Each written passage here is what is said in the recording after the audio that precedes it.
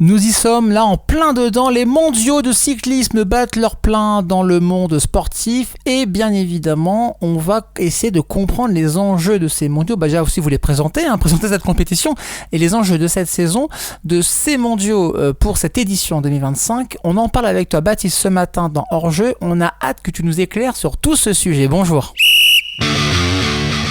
Ce dimanche est un jour béni pour les amoureux de vélo qui vont pouvoir tranquillement s'installer sur leur canapé et mater les championnats du monde de cyclisme. Si le grand public ne voit le vélo qu'à travers le Tour de France et cette légendaire course à étapes, il oublie souvent que la réalité du cyclisme ce sont les courses d'un jour. Des classiques aux caractéristiques bien particulières qui jalonnent le calendrier international et qui permettent à de nombreux coureurs de se mettre en avant. On reparlera très certainement cette année des 5 grands monuments que sont Milan-San Remo, le Tour des Flandres, Paris-Roubaix, Liège-Bastogne-Liège ou encore le Tour de Lombardie. Mais il y a une course dans la saison qui est particulière. Ce sont ces fameux championnats du monde sur route. La journée est spéciale déjà parce que les coureurs sont rassemblés par nationalité. Ils ne courent plus pour leur sponsor habituel, mais bien pour leur pays. On retrouve donc des teams qui rassemblent des coureurs d'exception qui habituellement concourent les uns contre les autres, mais qui pour cette journée vont devoir s'entendre pour permettre à leur pays de remporter la médaille d'or. Ensuite, c'est l'occasion pour des coureurs différents de s'illustrer. Dans l'histoire récente, les vainqueurs des grands tours n'ont pas toujours été à l'aise lors de cette journée, laissant la place ainsi à des garçons très forts sur un jour. On pensera notamment à Mathieu Van Der Poel, Julian Alaphilippe, Peter Sagan ou encore Mads Pedersen. Enfin, les championnats du monde s'organisent autour d'un parcours en boucle. Comme pour les Jeux Olympiques, les coureurs vont devoir répéter une même boucle d'une quinzaine de kilomètres. Selon les années, cette boucle est plus ou moins difficile. Et cette année, niveau parcours, on est servi avec une boucle qui va emprunter 2 difficultés pavées. Un premier mur de 400 mètres à 11% et une cote très irrégulière d'1,3 km avec 6,5% de déclivité. Rien d'insurmontable en one shot, mais ça va peser dans les jambes au bout de 12 tours.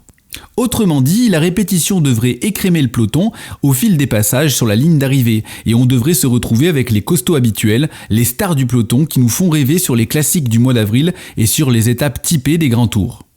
Parmi les favoris, on retrouve évidemment Tadej Pogačar, même si cet été, le Slovène a montré des signes de lassitude.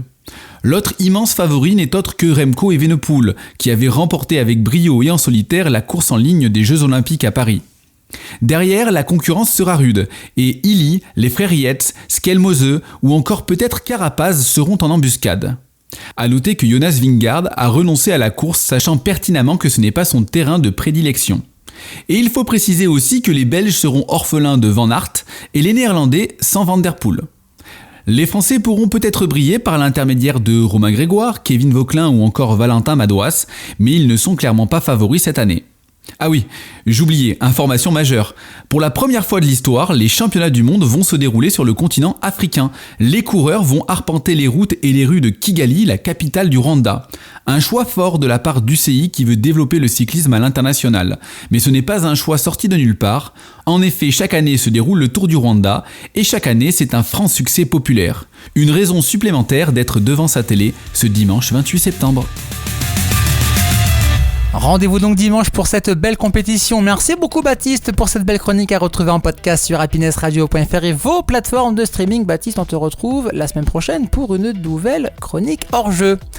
Et nous, dans 5 minutes, on vous dit ce qui se passe au plus près de chez vous, dans l'Oise, à Amiens, l'agenda des sorties sur nos territoires. C'est dans Quoi de neuf l'agenda? Ça se passe dans votre matinale, ici même, juste après la playlist Happiness qui revient rien que pour vous, pour bien vous réveiller.